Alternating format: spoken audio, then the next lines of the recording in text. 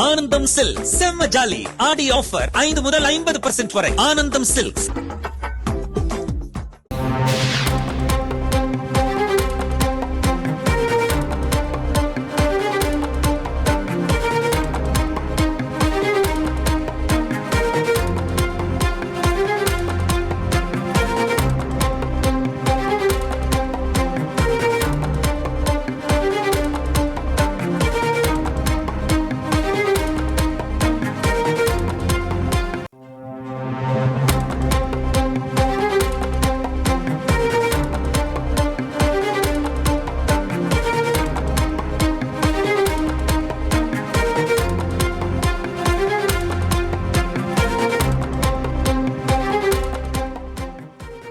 சென்னையில் தொழில் வரி உயர்வானது தற்போது நடைமுறைக்கு வராது என்ற ஒரு விளக்கத்தை அளித்திருக்கிறது சென்னை மாநகராட்சி.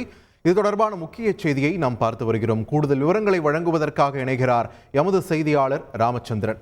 ராமச்சந்திரன், வணக்கம். சென்னையில் தற்போது தொழில் வரி உயர்வு என்பது நடைமுறைக்கு வராதுன்னு ஒரு விளக்கத்தை கொடுத்திருக்காங்க. இதனுடைய முழுமையான பின்னணி என்ன? விரிவான தகவலை பதிவு பண்ணுங்க. வணக்கம் பார்த்திபன். சென்னை மாநகரில் தொழில் நடத்துவோர் மற்றும் வருவாயிடம் தனிநபர் ஆகியோர் தங்களது அரையாண்டு வருமானத்திற்கு ஏற்ப அரையாண்டு தொழில் வரியினை சென்னை மாநகராட்சிக்கு செலுத்திட வேண்டும். அந்த அடிப்படையில் தனிநபர்கள், தனியார் நிறுவனங்கள், மத்திய அரசின் ஊழியர்கள் மற்றும் மாநில அரசின் ஊழியர்கள் தொழில் வரியினை செலுத்த வேண்டும். இதற்கு சென்னை மாநகராட்சி மாவட்ட கூட்டத்தில் 25%இலிருந்து 35% உயர்த்துவதாக தீர்மானம் நிறைவேற்றப்பட்டது. இதற்கு தமிழகத்தில் இருக்கக்கூடிய பிரதான கட்சிகள் அனைத்துமே இந்திய கம்யூனிஸ்ட் கட்சி மற்றும் மார்க்சிஸ்ட் கம்யூனிஸ்ட் கட்சி, பாமக மற்றும் அமமுக உள்ளிட்ட கட்சிகள் அனைத்துமே எதிர்ப்பை தெரிவித்தனர். இது குறித்து மாநகராட்சியின் வருவாய்த்துறை அதிகாரிகளிடம் பேசுகையில் சென்னை மாநகராட்சி நிதி வருவாயை பெருக்க தொழில் வரி உயர்த்த திட்டமிட்டுள்ளதாகவும் இதற்கான பரிந்துரைகளை தயாரித்து தற்பொழுது தமிழக அரசு ஒப்புதலுக்கு அளிக்கப்பட்டுள்ளதாகவும், ஆனால் தற்போது நடைமுறைக்கு வராது, தமிழக அரசு ஒப்புதல் அளித்தால் மட்டுமே நடைமுறைக்கு வரும் எனவும் சென்னை மாநகராட்சியின் அதிகாரிகள் தரப்பில் விளக்கம் தெரிவிக்கப்பட்டுள்ளது.